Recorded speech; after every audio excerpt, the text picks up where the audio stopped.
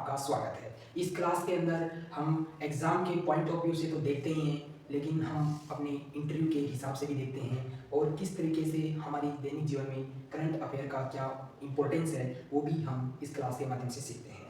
तो इस क्लास को देखने से पहले आप एक बारी चैनल को लाइक कर दीजिए। देखिए, आज जो हमारा पहला ही जो टॉपिक है वो है ऑपरेशन ओलिवा। क्या है ऑपरेशन ओलिवा? देखिए, जो ओडिशा वाला तट है हमारे देश में, उस तट पर बहुत सारे रिडले नाम के कछुए रहते हैं, टर्टल्स रहते हैं। अब जो रिडले नाम के टर्टल्स रहते हैं, उनकी सेफ्टी में हर साल दिसंबर माह से मई माह तक एक ऑपरेशन चलाया जाता है इंडियन कोस्ट गार्ड की तरफ से, भारतीय तटरक्षक बल की द्वारा, जिसका नाम है ऑपरेशन ओलिवा। ऑपरेशन ओलिवा एक रिडले नाम की कछुए की संरक्षण के लिए, सेफ्टी के लिए आईसीजी द्वारा चलाया गया ऑपरेशन होता है और दिसंबर से मई माह तक चलाया जाता है।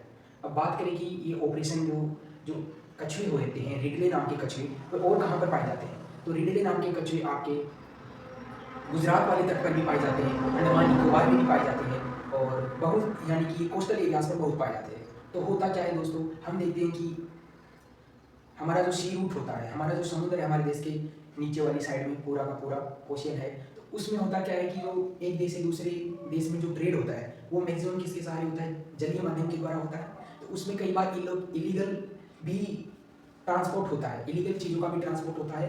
उसमें क्या होता है कि इन कचरों को ले जाकर यहाँ से बेच देते हैं। अब कई बार क्या होता है कि जैसा आप फोटो में देख पा रहे हैं कि कई बार क्या होता है कि पानी का बहाव इधर बहुत ज़्यादा होता है, पानी का बहाव एकदम से आया, उसके साथ में बहते हुए कछुए आ गए, लेकिन एकदम से पानी तो वापस चला गया। अब वो कछुए उस ज़मीन पर रह गई, तो अब कछुए वापस उस पानी में नहीं जा पा रहे हैं। तो उनका क्या करते हैं वहाँ के गाँव के लोग, उनको पकड़कर उनका शिकार कर लेते हैं। कई बार उनको वहाँ के शिकारी कुत्ते खा जाते हैं, कई बार वहाँ पर केकड़े उनको खा जाते हैं, शिकार बना जाते हैं और खा जाते हैं। तो यहाँ पर इनकी संख्या दर दर कम होती जा रही है। इसी संख्या को नियंत्रित करने के लिए, ताकि जो रिडले नाम के जो कछुए वो नष्ट ना हो जाए, लुप्त ना हो जाए और निकट समय में वह कहीं लुप्त ना हो जाए, इसके लिए ही ये ऑपरेशन चलाया जाता है। तो इंडियन कोस्ट गार्ड क्या करती है, तो जो इस तट पर आ गई, पानी के बहाव से जो कछुए आ गई, रिडले नाम की कछुए आ गई, उनको वापस से पानी के अंदर भेजने का काम इंडियन कोस्ट गार्ड करती है। और कई बार क्या होता है कि समुद्र के अंदर कोई मछली पकड़ने जाता है, तो जो जाल फेंकता है उसके अंदर मछली तो पकड़ती ही है, साथ में रिडले नाम के कछुए भी पकड़ जाते हैं। और उनकी जो उनका उपकरण होता है मछली पकड़ने का, उससे कई बार इनकी क्या होती है, जो नाड़ होती है दोस्तों, यहाँ से सिर से, वो भी इनकी टूट जाती है। तो इस तरीके से भी मर रहे हैं। और जो अंदर है, अंदर भी हम देख पा रहे हैं कि व्हेल मछली, कई तरीके के जानवर होते हैं, जलीय जीव होते हैं, वो भी इनका शिकार कर लेते हैं। तो इनकी संख्या डैमेज हो रही है धीरे धीरे।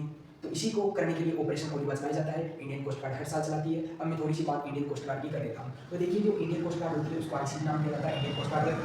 ये 1977 में स्टैब्लिश हुई थी दोस्तों। अब यहाँ का हेडक्वार्टर कहाँ का है? इसका हेडक्वार्टर है दोस्तों न्यू दिल्ली में है। कहाँ पे? न्यू दिल्ली में इसका हेडक्वार्टर है।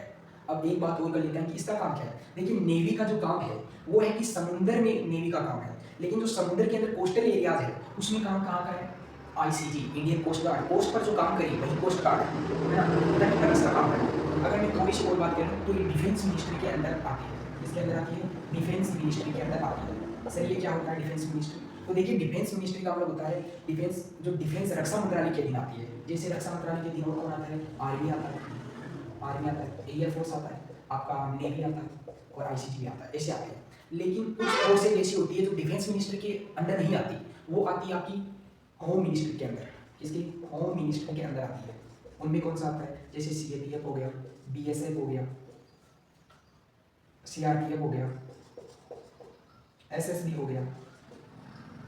इस तरीके की जो फोर्सेज होती है उनको पैरा मिलिट्री फोर्सेज कहा जाता है और वो होम मिनिस्ट्री के अंतर्गत आती है। इस तरीके से हमने न केवल ऑपरेशन ओलिवा के बारे में पढ़ा, किस तरीके से रिडले नाम के कछुए का शिकार हो रहा है उसके बारे में पढ़ा, और इसको नियंत्रित करने के लिए ओडिशा सरकार भी वर्क कर रही है। ओडिशा सरकार भी बार बार लोगों को जागरूक कर रही है कि आप इनके शिकार मत करो, आप भी इंडियन कोस्ट गार्ड की हेल्प करो, और जो करता है उसको नाम भी नहीं चाहिए। इस तरीके के अभियान बार बार वहाँ की ओडिशा सरकार चला रही है। और हमने आईसीटी के बारे में भी जाना। इस तरीके से हमने करंट अफेयर को डिटेल में समझा, और यही वो क्लास है जिसमें हम करंट अफेयर को महसूस करते हैं कि दैनिक जीवन में किस तरीके से ये हमारे लिए इंपॉर्टेंस है। ये इंपॉर्टेंस नहीं था कि ऑपरेशन इसने चलाया, नहीं, बाकी जो मटेरियल था वही इंपॉर्टेंट था।